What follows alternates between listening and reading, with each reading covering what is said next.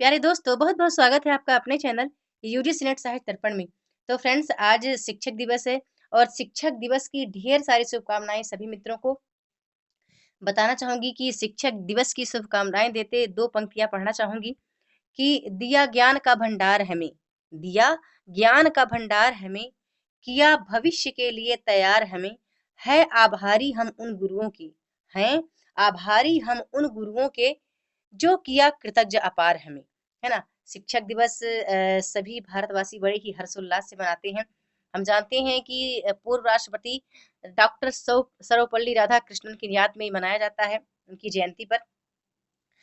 और बता दूँ कि जिस तरह जीवन जितना सजता है माँ-बाप के प्यार से, उतना ही महकता है गुरु के आशीर्वाद से, है ना?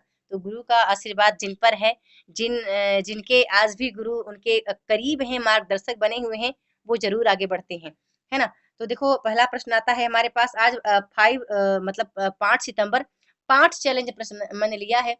मैं चाहती हूँ कि आपको मैं उस ओहदे पर खड़ा कर दूँ जहाँ आज मैं हूँ, जहाँ जिस जगह मैं हूँ, मैं बोल पाती हूँ। मैं चाहती हूँ कम से कम आप वहाँ जाएँ। इसके बाद तो मैं जानती हूँ कि सभी हमारे मित्र बहुत ही प्रखर बुद्धि के हैं, बहुत ही मतलब उनमें उत्साह है, जोश है, जुनून है, तेजस्व है, वो सब बहुत आगे जाएँगे, है ना? तो इन 5 प्रश्नों को सभी को अच्छे से आंसर देना है। बड़े ही महत्वपूर्ण प्रश्न हैं और एनटीए की पैटर्न पर आधारित हैं। बड़े ध्यान से इसको देखिएगा, है ना? और किसका क्या आंसर होना चाहिए सबको लगाना है। यदि 5 प्रश्न आप 5 के 5 सही करते हैं, तो मान के चलो कि परीक्षा के लिए आप तैयार हैं। ये सोचो कि आज परीक्षा में आप बैठे हैं और ये जो है ना, ये प्रश्न बड़े ही मुश्किल से मैंने बनाए हैं। इन प्रश्न को बनाने के लिए टाइम बता नहीं सकती कितने टाइम को आज मैंने खर्च किया है।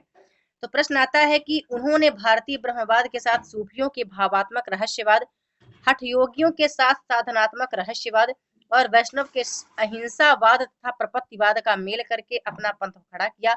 आचार्य शुक्ल का कथन किस भक्तकालीन कवि के लिए है ना? किस भक्तकालीन के लिए कवि है?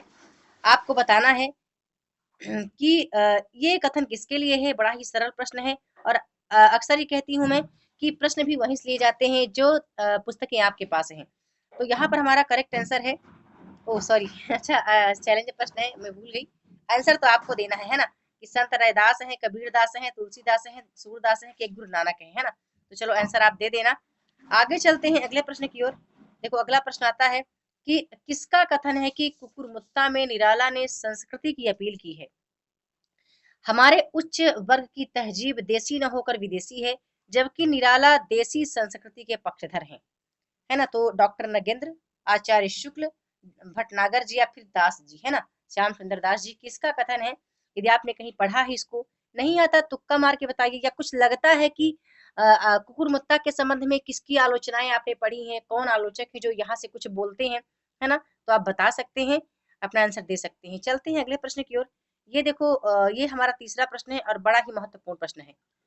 प्रश्न आता है कि 3 अवस्था 3 गुण, है ना? 3 गुण ही पढ़ना, 3 मत कर देना, है ना? ये क्योंकि अवधि भाषा में लिखा गया है। तो 3 अवस्था 3 गुण तेहि कपास ते काढ़ी, तूल तुरीय सवारी पुनि बाती करे सुगाढ़ी। पंक्तियों में 3 अवस्था 3 गुण से क्या आशय है ना? एनटीए के पैटर्न पर आधारित प्रश्न है, बताना चाहूंगी। 2 या 3 प्रश्न फ्रेंड्स ऐसे ही पूछे जाते हैं जिनका हमें भावार्थ स्पष्ट करना होता है। यदि आप इन पंक्तियों को ध्यान से पढ़ते हैं तो ये आपके लिए बिल्कुल भी कठिन नहीं है। तो बताना है कि जागृत, स्वप्न और सुसुप्ति सुसुप्ति से आशय है, या रत रत सत रज या तम गुण, है ना? सतोगुण, रजोगुण, तमोगुण आपने पढ़ा होगा, तो बता सकते हैं इससे आशय है, या फिर कपास की निकाली गई ज्ञानावस्था रूपी रुई के सुंदर मोटी बत्ती बनाने से आशय है, या फिर इनमें से सभी सत्य है ना? तो बताना है आपको। बड़े ध्यान से पहले इसको देखिएगा, सारा भाव इसी में है, ठीक है? भावार्थ इसी में है। और मेरी तरफ से आपको बताना है कि इकाई 5 से ली गई कविता ये किस का शीर्षक क्या है ना? किस शीर्षक से ली गई है इकाई 5 के? तो सबको इसका आंसर बताना है। इकाई 5 से ही मैंने इसको लिया है, इस काव्य पंक्ति को। चलते हैं अगले प्रश्न की ओर। देखो, अगला प्रश्न आ गया कि यह एक लंबी कविता है, ठीक है? बड़े ध्यान से इसको पढ़ना कि यह एक लंबी कविता है जो अपना प्रतिमान स्वयं है। यह न तो किसी कथा पर आधारित है, न मात्र अपने जीवन के उहापोह से गुजरती है, ठीक है? ये थोड़ा सा उहा कट करना है, उहापोह से गुजरती है। यह एक बने बनाए आशावाद के सरल मार्ग से चलती है, न जुगुप्सा, निराशा और यौन पिपासा के कीचड़ में पांव धसा कर चलती है। यह एक ऐसी नई कविता है जो स्वयं सामाजिक संदर्भों से कथा गढ़ती है, वह भी कोई एक सूत्री कथा नहीं, खंड कथा।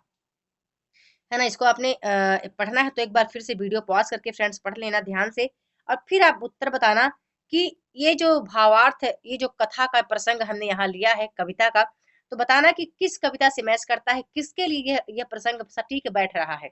असाध्य वीणा के लिए, कि कुकुरमुत्ता के लिए, अंधेरे में, कि भूल गलती या राम की शक्ति पूजा के लिए, है ना? बड़े ध्यान से इसको देखना है और सबको 4 नंबर का सभी को देना है। पाँचों प्रश्नों को आपको देना है। ये चैलेंज प्रश्न आज टीचर्स डे पर स्पेशल क्लास है ना? मैं चाहती तो वही 20-25 प्रश्न लेकर आ सकती थी, लेकिन आज मैंने कुछ पैटर्न को चेंज किया है।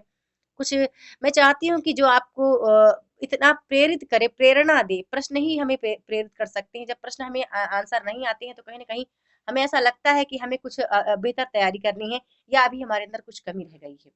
है ना? आगे चलते हैं अगले प्रश्न की ओर। अगला प्रश्न है कि कृष्ण भक्त कवि हमारे साहित्य में प्रेम माधुर्य का जो सुधा स्रोत बहा कर गए हैं, बड़े ध्यान से देखना है ना।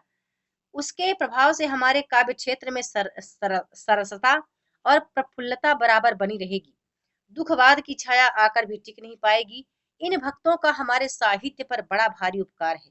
यह कथन आचार्य शुक्ल का किस कवि के लिए है, या यूं कहें कि किस कृष्ण भक्त कवि के लिए है। ठीक है, मैंने स्पष्ट भी कर दिया। सबको बताना है कि सूरदास के लिए, नंददास के लिए, मीराबाई के लिए, रसखान के लिए या फिर नरोत्तम दास के लिए, किसके लिए यह कथन आचार्य शुक्ल का है। तो ये 5 प्रश्न आपके चैलेंज प्रश्न है ना? मैंने टीचर्स डे के लिए स्पेशल इसको दिया है। मैं चाहती हूँ कि इसका उत्तर सभी टाइप करेंगे, जितने व्यूज आने चाहिए, आज उतने कमेंट भी होना चाहिए कि इसका, भले आप मुझे टीचर्स डे का विश ना करें, लेकिन यदि आप इसके उत्तर देते हैं तो मैं समझूंगी कि आपने मुझे ढेर सारा प्यार व्यक्त किया है। तो चलो ठीक है, मिलती हूँ अपने अगले वीडियो में नेक्स्ट नए टॉपिक के साथ, है ना? तो फ्रेंड्स, एक बात और कहना चाहूंगी कि जब आप जिससे आप गुरु को आप अच्छा मानते हैं, बेहतर समझते हैं, यदि वो आपसे नहीं भी बात करता है या आपकी मुलाकात नहीं हो रही है या कई वर्ष हो गए, तो आप हृदय में विराजमान अ, उनको याद करें। यहाँ माँ सरस्वती से बढ़कर कोई दूसरा गुरु हो नहीं सकता। अब मैं आपको बता दूं कि गुरु के रूप में मेरे पास माँ सरस्वती हैं, और जिनका मैं आह्वान करती हूँ, जिनको मैं हर सुबह शाम सोते जागते उठते बैठते प्रणाम करती हूँ, और उनसे यही निवेदन करती हूँ कि आज की का मेरा सुबह जो है, पूरा दिन जो है बेहतर जाए। आप मेरे लिए गुरु के रूप में हमेशा विराजमान रहे मेरे हृदय में। तो यही आपसे भी मैं यही प्रेरणा, आपको प्रेरणा भी देती हूँ और आपसे ये निवेदन भी करती हूँ कि आप यदि गुरु के रूप में किसी यदि मनुष्य रूप में किसी को मानते हैं तो बहुत अच्छा है, नहीं तो माँ सरस्वती से बढ़कर कोई गुरु हो नहीं सकता। वो वीणा वादिनी है, विद्या की देवी हैं। हमेशा उनका स्मरण करें, उनका ध्यान करें और अपने पढ़ाई में निरंतरता बनाए रहें और अपने लक्ष्य को प्राप्त करें। तो बहुत बहुत धन्यवाद।